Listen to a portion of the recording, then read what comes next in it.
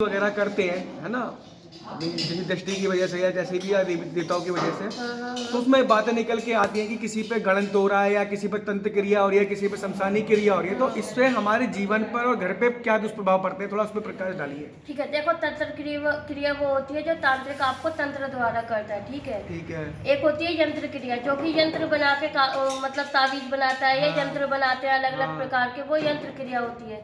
एक होती है मंत्र क्रिया, जो आपके नाम का कहीं पर बैठ के कोई भी आपका जाप करता है या मंत्र करता है, तो वो मांत्रिक क्रिया होती है। ठीक है, जैसे तांत्रिक, यांत्रिक और मांत्रिक क्रिया है। ज्यादातर लोग तीनों क्रियाएं एक साथ ही करते हैं, जैसे गणंत के साथ कर देते हैं या वैसे कर देते हैं। ठीक है, तो हर किसी की चीज का, जैसे अगर आपकी गणंत है, अगर आप कहीं से भी इलाज करा रहे हो, शरीर का प्रेत तो निकल गया, लेकिन आपके नाम की कहीं पर भी गणंत है, ठीक है, तो जब भी वो तांत्रिक आपके नाम का जाप करता है या वो किसी के भी नाम की क्रिया करता है, तो उसका एक प्रेत आपके शरीर में आ जाता है। गणंत का मतलब यह है कि आप कभी भी पूर्ण रूप से सही नहीं होते हो, टाइम लगेगा उसे करने में।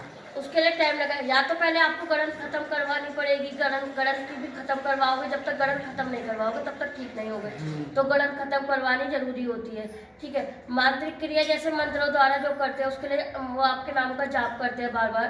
ठीक है, वो उसके लिए आपको भी जाप करना पड़ता है, उसको मंत्र को सिर्फ मंत्रों द्वारा ही काटा जा सकता है और किसी के द्वारा नहीं काटा जा सकता। हाँ, वो नहीं कटेगा। इसके लक्षण क्या होते हैं करीम भाई?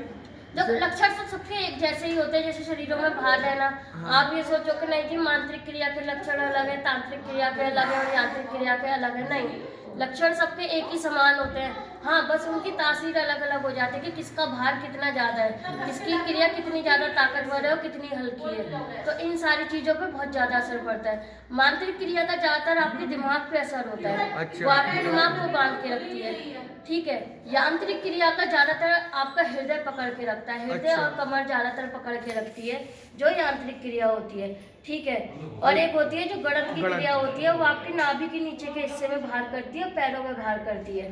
तो ये तीनों क्रियाओं के अलग अलग होते हैं, लेकिन कभी कभी ऐसा होता है कि किसी की एक ही चीज हो रखी है कि मांत्रिक हो रखा है, तो उससे भी पूरे शरीर में भार हो जाता है, क्योंकि प्रेत तो पूरे शरीर में बैठेगा ना।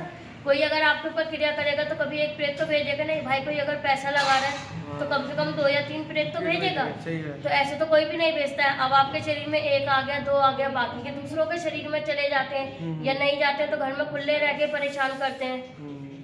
कभी एक बहन जी जो आई थी, इनकी हम पुष्टि करी थी कि भी तांत्रिक क्रिया, तो वो बहन जी बोलती थी कि मेरे को घर में स्मेल सी महसूस होती है। कई लक्षण होते हैं कि हाँ, जैसे महक आना। जैसे अगर आप शमशान की क्रिया है, ठीक है, जैसे कोई शमशान मशानी क्रिया करता है तो आपको बीड़ी की महक आती है, सिगरेट की महक आएगी, घर में धुएं की महक आएगी, शराब की महक आती है। ठीक है, या आपको कभी कभी घर में परछाइयाँ दिखती है, छोटी छोटी परछाइयाँ दिखेंगी, कभी छोटी दिखेंगी, कभी बच्चे के रूप में, कभी बड़े के रूप में। ये आपकी शमशान की क्रिया में होता है, ये मशानी क्रिया में होता है। तो ये चीजें क्या मंत्रों द्वारा भी कर सकती हैं या आप इसके लिए क्रिया ही कराना है, मतलब उपाय है इसके लिए? देखो, मंत्रों द्वारा कर तो सकती है, ऐसा नहीं है कि इसके लिए पूर्ण तरह नहीं जाएंगे, कहने का मतलब नहीं जाएंगे तो सही, लेकिन समय लग जाता है। अच्छा, अगर आप जैसे मंत्रों द्वारा करते हो, आप अपने मंत्रों का अपना जाप खुद अपने लिए करते हो, ऐसा नहीं है कि आपको आराम नहीं पड़ेंगे, आपको आराम पड़ेंगे, लेकिन धीमी गति से पड़ेंगे, नहीं तो बहन जी शोर नहीं मचा। ठीक है, ठीक है, जय शनिदेव।